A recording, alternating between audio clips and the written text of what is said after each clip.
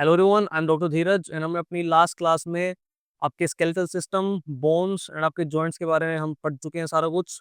तो आज हम जानेंगे आपकी मूवमेंट्स के बारे में। ठीक है जी, लेकिन मूवमेंट से पहले आपको एक चीज बहुत इंपॉर्टेंट समझनी, जो कि है आपके प्लेन्स। बिना प्लेन्स के आप मूवमेंट्स को नहीं समझ पाओगे, फिर आप क्योंकि फिर मैं वहां पर टर्म्स यूज करूंगा तो आपको थोड़ी सी कॉम्प्लिकेशंस क्रिएट होंगी। इसलिए हम पहले सबसे पहले प्लेन्स को समझते हैं। ठीक है जी। ये थोड़ा सा मुझसे नाराज रहता है, इसलिए अपनी मुंडी घुमा के रखता है, सीधी में रखता है, ऐसा है ना। ठीक है, रख मेरे भाई। तो सबसे पहले हम प्लेन्स पढ़ते क्यों है।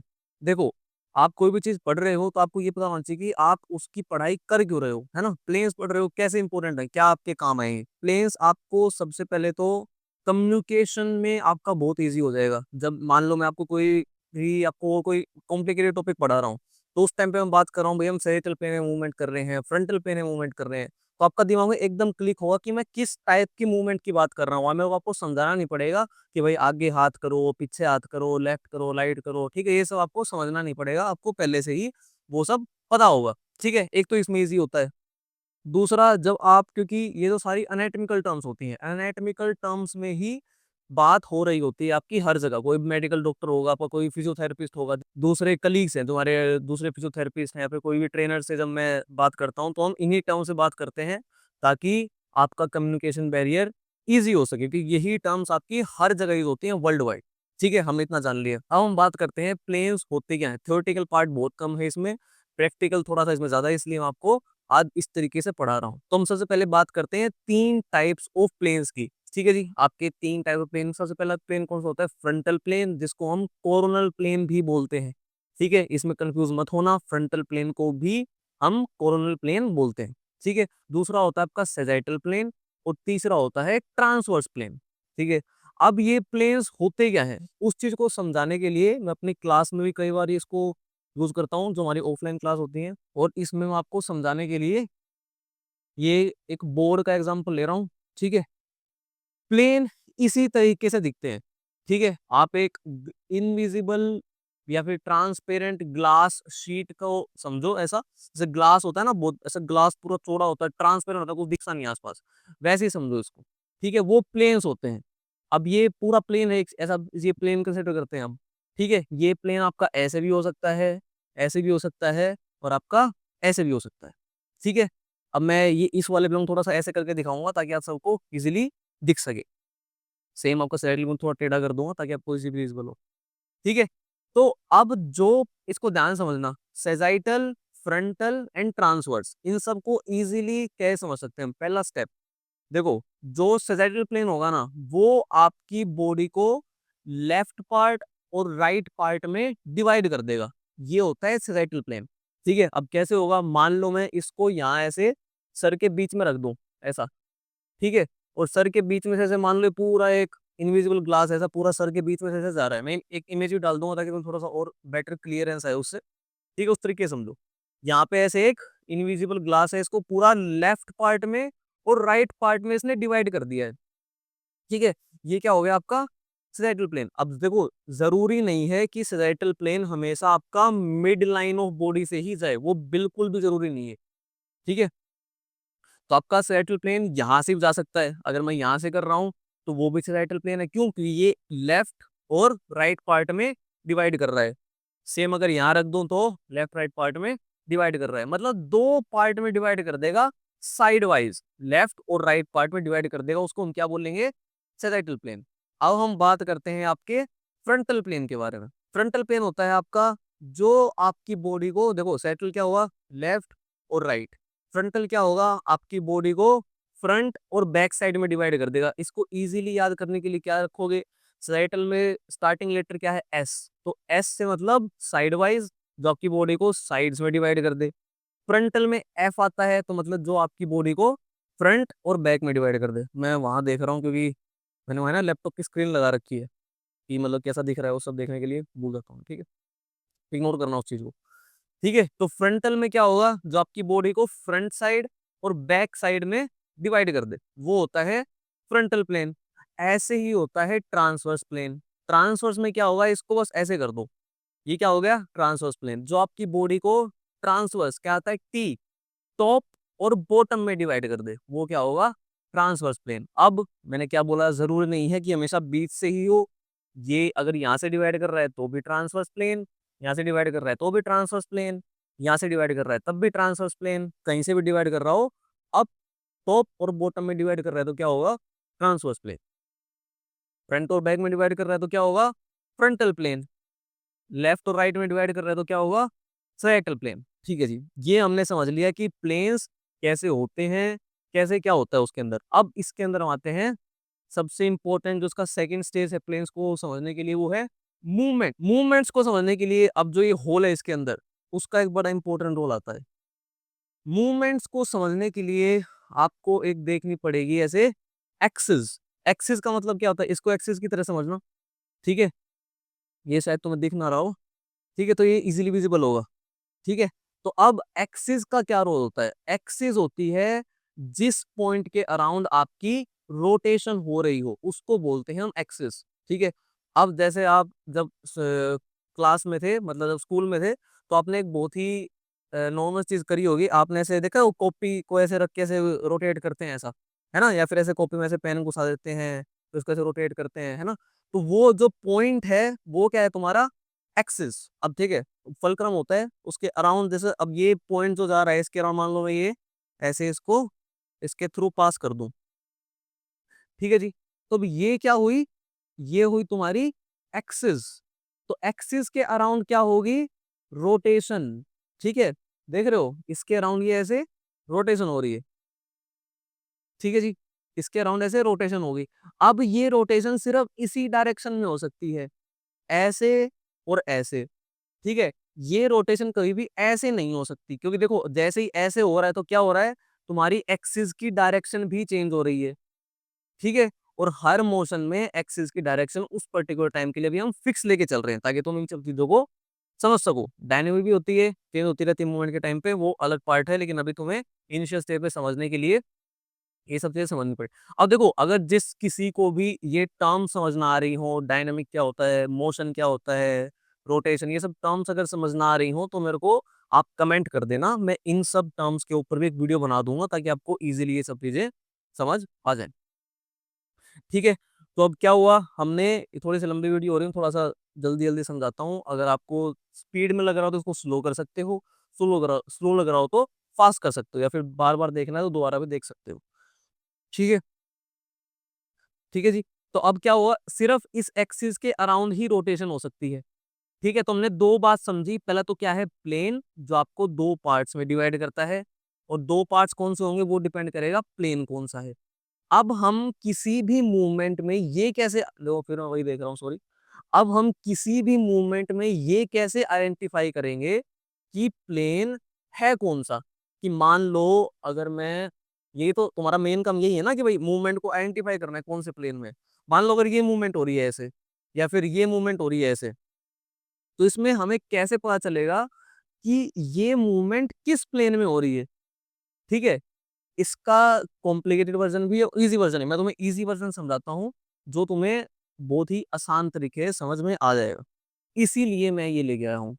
ठीक है, अब इसको समझने के लिए एक्सिस को समझना बहुत जरूरी था। तो एक्सिस क्या हुई, जिस एक इमेजिनरी लाइन होती है एक्सिस, जिसके अराउंड प्लेन रोटेट करता है, या फिर जिसके अराउंड आपका मोशन होता है, उसको बोलते हैं हम एक्सिस।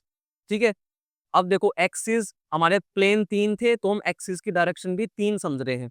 सबसे पहला कौन सा है, एक्सिस कहां से आ रही है आपकी, साइड से।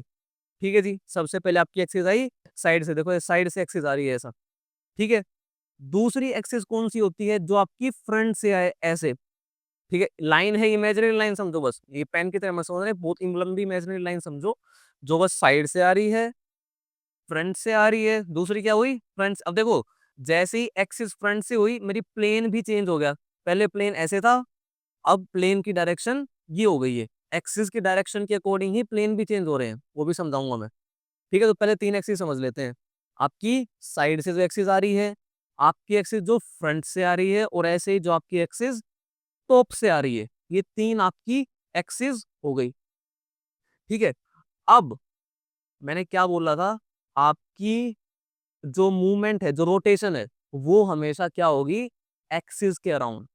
ठीक है, और एक्सिस हमेशा जिस डायरेक्शन में मूवमेंट हो रही है ना, उस डायरेक्शन के हमेशा 90 डिग्री पर ही होती है हमेशा एक्सिस। ठीक है, ये आप गांठ बांध लो, एक्सिस हमेशा 90 डिग्री पे होगी जिस डायरेक्शन में तुम्हारा मोशन हो रहा है। ठीक है जी। अब ये ऐसा मोशन है, अगर मोशन ऐसे हो रहा है तो देखो एक्सिस कहाँ से आ रही है, अब फ्रंट से। अगर मोशन है साइडवेज हो रहा है तो, अब अगर मोशन मैं ऐसे कर दूं, अगर मोशन ऐसे हो रहा है तो एक्सिस कहाँ से आ रही है अब, टॉप से। और अगर हम मोशन ऐसे कर दूं, क्या का मोशन ऐसे हो रहा है सामने, अगर ऐसे रोटेट हो रहा है तो एक्सिस कहाँ से आ रही है, साइड से। ऐसे तो घूम ही नहीं सकता ना, अगर ऐसे घूमेगा तो एक्सिस की डायरेक्शन चेंज हो जाएगी। हम एक्सिस फिक्स रख रहे हैं तो मोशन उस डायरेक्शन फिक्स होगा। इतना समझ गए। अब हम बात करते हैं मोशन में इसको हम कैसे अलाइन करेंगे इस चीज को। ठीक है, एक दो बार इसको दोबारा देख लेना वीडियो को, बिल्कुल अच्छे से आपका क्लियर हो जाएगा ये। अब हम बात करते हैं मोशन के अंदर ये चीज कैसे काम करेगी। ठीक है जी। सबसे पहले हम बात करते हैं सेजाइटल प्लेन में आपका कैसे आइडेंटिफाई करोगे कौन सा प्लेन सेजाइटल प्लेन है। ठीक है, तो अब देखो, जब भी आपका जॉइंट मोशन, देखो ये मोशन है, ये है ना, ये आपका मूवमेंट हो रही है इस पार्ट के अंदर, ये भी एक टाइप ऑफ मूवमेंट है। ठीक है, ये भी एक टाइप ऑफ मूवमेंट है। ठीक है जी, ये भी एक टाइप ऑफ मूवमेंट है। ठीक है, ऐसे ही अगर हिप हिंज कर रहे हो, जैसे अगर आप ऐसे हिंज कर रहे हो तो वो भी एक टाइप ऑफ मूवमेंट है। कोई भी एक्स वाई जेड सारी मूवमेंट्स है ना।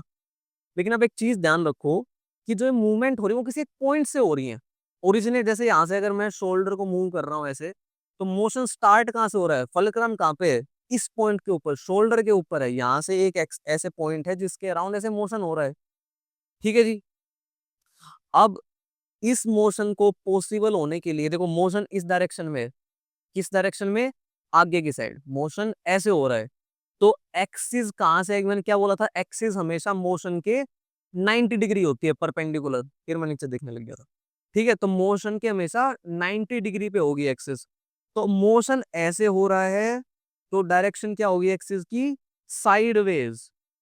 ठीक है, समझ गए, एक्सिस क्या हुई, साइड से। और जब भी आपकी एक्सिस साइड से आ रही हो तो वो मोशन किस प्लेन में हो रहा होगा, सेजाइटल प्लेन में। ठीक है, बड़ा ही सिंपल है। अगर एक्सिस साइड से आ रही है तो मोशन सेजाइटल प्लेन। इसी में अगर एक्सिस फ्रंट से आ रही है, अब मान लो अगर मैं एक्सिस यहां से घुसा दूं ऐसा, अगर मान लो ये पेन ऐसे घुसा दूं इसके अंदर सामने से, अगर आपको ऐसे दिखे, तो अगर मान लो इसके सामने से पेन घुसा दिया मैंने, ठीक है, तो अब इसमें मोशन कैसे पॉसिबल है, मोशन सिर्फ इस डायरेक्शन में हो सकता है ऐसे। ठीक है, मोशन सिर्फ इस डायरेक्शन में हो सकता है क्योंकि मैंने एक्सिस फिक्स रखी है। अगर मैंने एक्सिस फ्रंट से कर दी तो एक्सिस इसी डायरेक्शन में मोशन पॉसिबल होने देगी। अगर मान लो मैं ऐसे मोशन करूंगा तो देखो मैंने क्या बोला था, वो हमेशा 90 डिग्री पर ही रहेगी, है ना। तो अगर मैं ऐसे करूंगा तो फिर एक्सिस की डायरेक्शन चेंज हो जाएगी, ऐसे हो जाएगी वो, जो हमें नहीं करना, जो कि नहीं हो सकता है।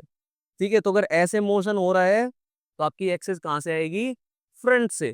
तो प्लेन कौन सा हो जाएगा, फ्रंटल प्लेन।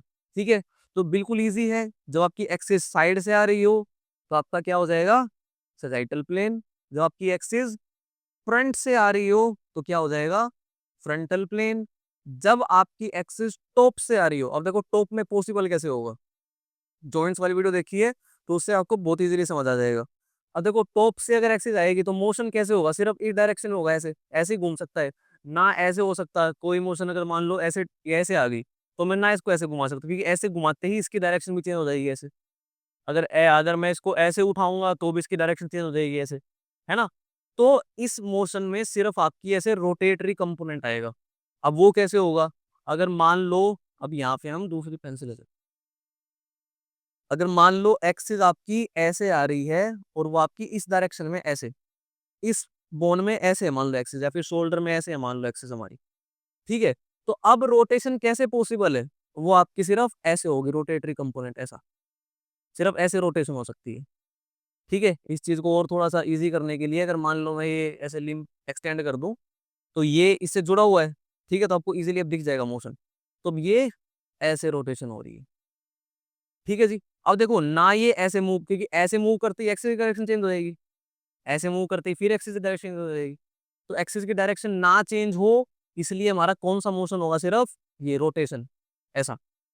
ठीक है, तो इस चीज को हम क्या बोलेंगे, ये मोशन कौन से प्लेन में हो रहा है, ट्रांसवर्स प्लेन में। ठीक है जी। तो ये तीनों कंपोनेंट हो गए आपके, आपका frontal plane, sagittal plane and transverse plane. यही आपका हर जगह काम आएगा। अब मान लो ऐसे मोशन हो रहा है, ये ऐसे घूम रहा है, तो ये ऐसे कब घूम सकता है? जब एक्सिस टॉप से आ रही हो, है ना? अगर मान लो एक्सिस यहाँ से आ रही है और अगर ये इसी डायरेक्शन में घूमेगा तो एक्सिस डायरेक्शन चेंज हो जाएगी, है ना? देखो ऐसे बड़ा बड़ा सिंपल है ना? अगर ये ऐसे फ्लेक्शन और एक्सटेंशन कर रहा है, मान लो ऐसे गर्दन आप ऐसे फ्लेक्स और एक्सटेंड कर रहे हो, तो अगर मान लो मैं एक्सिस फ्रंट से घुसा दूँ, तो पॉसिबल ही नहीं है वो मोशन होना। क्योंकि अगर एक्सिस मान लो मैंने यहाँ से ऐसे फ्रंट से घुसाई एक्सिस, तो क्या होगा? जब मैं फ्लेक्स करूँगा तो मेरी एक्सिस भी चेंज हो जाएगी। तो इस फ्लेक्शन और एक्सटेंशन के लिए एक्सिस कहाँ से आनी चाहिए? साइड से। तभी आपकी मोशन ऐसे देखो एक्सिस फिक्स है, मैं एक्सिस चेंज नहीं कर रहा, एक्सिस एक्सिस डायरेक्शन फिक्स है। अब मैं मोशन कर रहा हूँ, ठीक है? तो ये होता है आपका 3 प्लेन्स। इस वीडियो को 1-2 बार दोबारा देख लेना, ठीक है? आपको बिल्कुल अच्छे से क्लियर हो जाएगा, आपके मूवमेंट्स कैसे होते हैं और आपकी प्लेन्स कैसे होते हैं। अगर फिर भी किसी को ना समझ में आया हो, तो बता देना, मैं इस पे और थोड़ी-सी ईज़ी करके वीडियो बनाने की कोशिश करूँगा। अपने स्केलेटन और जॉइंट्स वाली वीडियो जिसने नहीं देखी है, वो उसके बाद वो आपकी वीडियो देख सकते हैं। एंड आपके ये प्लेन्स हैं और ये मोशंस हमने उसके अंदर देख लिए। अब हम इसके बात करेंगे, इसके बाद वाली क्लास में हम बात करेंगे कि आपकी एनाटॉमिकल मूवमेंट्स क्या होती हैं। जैसे फ्लेक्शन, एक्सटेंशन, एबडक्शन, एडक्शन, ये मूवमेंट्स के बारे में बात कर रहा था। तो मूवमेंट्स क्या होती हैं, किन प्लेन्स में होती हैं, अब आपको ईज़िली समझ आ जाएगा। मैं रिकमेंड करूँगा ये प्लेन वाली वीडियो आप एट लीस्ट 2 से 3 बार ज़रूर देखो, क्योंकि प्लेन्स को समझना आपके लिए बहुत ही इम्पोर्टेंट है, ठीक है? अगर आप प्लेन्स को समझ जाओगे तो आपके लिए मूवमेंट समझना बहुत ही आसान हो जाएगा। ठीक है जी? तो हम नेक्स्ट वीडियो में मिलते हैं जो आपकी एनाटॉमिकल मूवमेंट्स के बारे में होगी। Okay everyone, study hard.